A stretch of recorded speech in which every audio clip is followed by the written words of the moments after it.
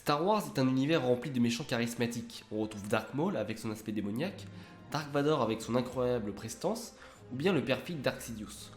La nouvelle trilogie nous apporte aussi son lot de méchants avec Kylo Ren ou Snoke. Aujourd'hui, c'est le mystérieux Dark Nihilus que nous allons aborder, un personnage introduit dans le jeu vidéo Knights of the Old Republic 2. Et si Star Wars possède un bon nombre de méchants, vous allez vous rendre compte que Dark Nihilus va très vite se faire une place dans votre top 10 de vos méchants favoris.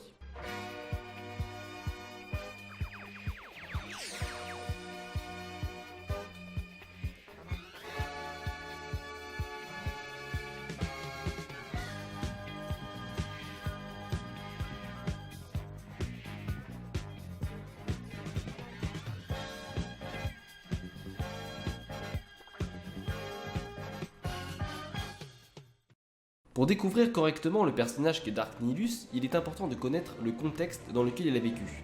Alors à tous les fans de KOTOR, restez détendus, je vais résumer de manière rapide les événements de KOTOR 1. Bien évidemment, un épisode complet arrivera pour pousser le sujet encore plus loin. Je vais donner ici les bases pour que tout le monde puisse se situer temporellement et mieux assimiler et comprendre l'histoire de Dark Nihilus. Nous sommes donc en 3396 avant Yavin. Les Mandaloriens, en quête de conquête et de pouvoir, commencent à assaillir les mondes sans défense de la République. L'Ordre Jedi, ne souhaitant pas intervenir dans le conflit, rapidement plusieurs groupes dissidents se créent au sein même de l'Ordre, et ces derniers ont un meneur, un certain Revan. Revan est donc un fédérateur qui ne va pas hésiter à rassembler des troupes et partir affronter les Mandaloriens pour défendre la République. Les revanchistes accumulèrent les victoires face aux Mandaloriens, mais il faut à Revan une bataille pour mettre fin au conflit. Et cette bataille arriva en l'an 3961 avant Yavin, en orbite de Malachor V. Malachor V est une planète bien particulière car son champ gravitationnel est très instable. De plus, sur sa surface, on y trouve un antique édifice site, l'Académie de Traius, qui attire vers le côté obscur même les plus fervents membres de l'Ordre Jedi, et parmi eux, Revan bien évidemment. Cependant, Revan n'extériorisa pas cette attirance du côté obscur à ses troupes. Revan se concentra sur l'élaboration d'un plan capable de vaincre les Mandaloriens. Il ordonna donc la création d'un générateur de masse antigravitique, permettant d'utiliser les anomalies physiques de la planète pour créer un véritable chaos et anéantir la flotte mandalorienne. Lorsque la bataille débuta, le combat fut dantesque. Revan affronta personnellement Mandalore l'ultime, et en orbite, la bataille faisait rage. Malheureusement pour la République, leur flotte fut rapidement mise en difficulté. Revan ordonna donc à un de ses généraux, Mithra Surik, de déclencher le générateur de masse antigravitique. La planète fut alors littéralement broyée sur elle-même, créant une véritable apocalypse. Mithra Surik s'évanouit dans les millions d'explosions qui se produisirent, allant même jusqu'à couper son lien avec la Force pour se protéger. Revan, malgré tout, était sorti vainqueur de ce conflit, mais à quel prix? Des milliers de vies avaient été perdues dans les deux camps, mais la République acclama Revan pour avoir mis un terme au conflit. Revan ne savoura pas sa victoire très longtemps, car ce dernier partit avec son camarade Malak et ses troupes à la poursuite des derniers Mandaloriens dans les régions inconnues. Pour terminer rapidement, sachez que Revan et Malak furent de retour des régions inconnues, mais ils avaient tous les deux basculé du côté obscur de la Force. Le sauveur de la République était devenu la plus grande menace de la galaxie. Mais grâce à une ruse de Jedi, Revan put connaître sa rédemption et revenir du bon côté de la Force. Le conflit ne s'éternisa pas, mais des pions à l'échelle galactique s'étaient déplacés, et une nouvelle menace allait apparaître, le Triumviracite. En effet, alors que les galaxies se remettaient de la guerre, une certaine Dark Traya s'installa sur ce qui restait de Malachor V, et plus précisément dans l'Académie de Traius, qui allait devenir le nouveau bastion du mal. Ainsi, Dark Traya attira à travers la Force un certain Dark Sion et Dark Nihilus. On sait très peu de choses sur leur passé. Cependant, nous savons que Dark Nihilus a participé aux guerres mandaloriennes, et ce fut durant cette guerre que Dark Traya découvrit l'affinité de Nihilus avec la Force. C'est donc caché dans les profondeurs de l'Académie de Traius que ces trois Sith s'entraînèrent et formèrent le Triumviracite. Dark Nihilus développa grâce à son entraînement et ses découvertes un pouvoir inédit. Ce dernier était en effet capable de se nourrir de la force vitale du monde vivant.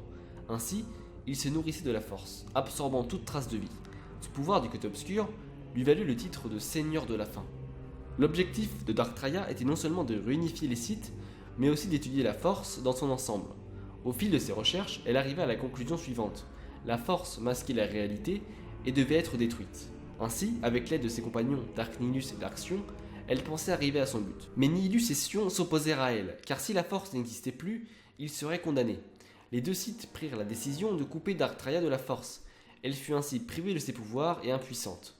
Ils mirent donc leur plan en action, mais cette dernière parvint à s'enfuir. Une fois cela fait, Sion et Nihilus quittèrent Malachor V et partirent à la chasse aux Jedi.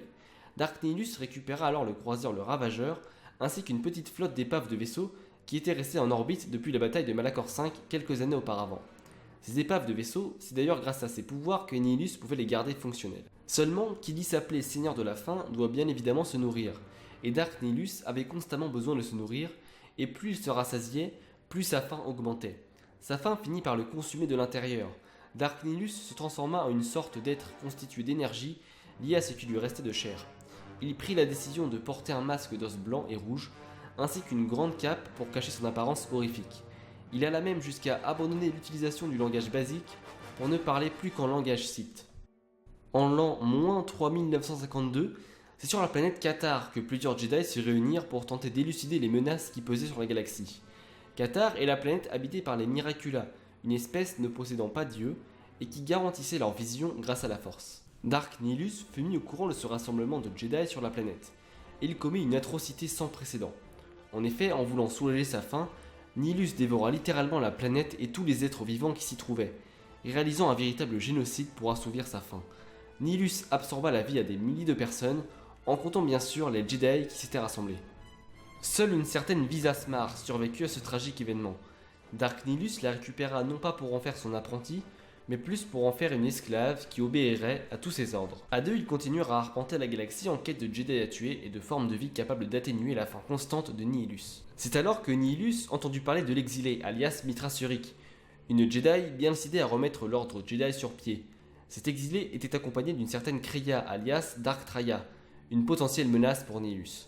Il prit donc la décision d'envoyer Visas Marr les éliminer. Un duel eut lieu entre Visas Marr et l'exilé, mais la protégée de Nihilus fut rapidement mise en échec.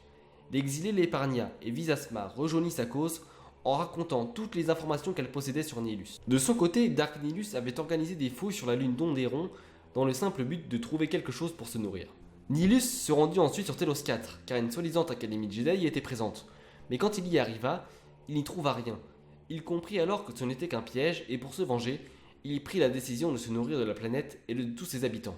Totalement obnubilé à l'idée de se nourrir, Nihilus ne remarqua même pas que son vaisseau était abordé par un commando constitué de l'exilé, de Visas Marr et de combattants mandaloriens.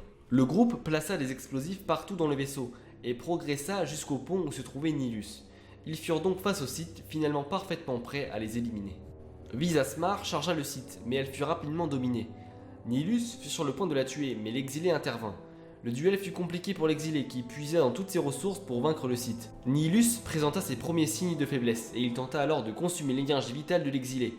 Mais cette dernière avait perdu son lien avec la Force des années auparavant, durant la bataille de Malachor V. Ainsi, lorsque Nihilus voulait se nourrir d'elle, il ne se soignait pas, mais s'épuisait. C'est à ce moment que l'exilé put mettre fin à l'existence du Sith. Dark Nihilus fut vaincu et il mourut dans un vortex rouge. Visas Marr récupéra alors le masque du Sith et fut la seule à voir le visage de Nihilus. L'exilé et son groupe quittèrent le vaisseau qui explosa, et quelque temps après, Dark Sion et Traya furent vaincus, mettant un terme au triumvirat Sith. Dark Nihilus ne réapparut qu'à quelques occasions sous forme de fantôme, notamment devant le célèbre Dark Crate. Voilà pour cet épisode sur Dark Nihilus. Bien évidemment, comme je l'ai dit au début de la vidéo, nous reviendrons sur l'histoire complexe de Revan une autre fois.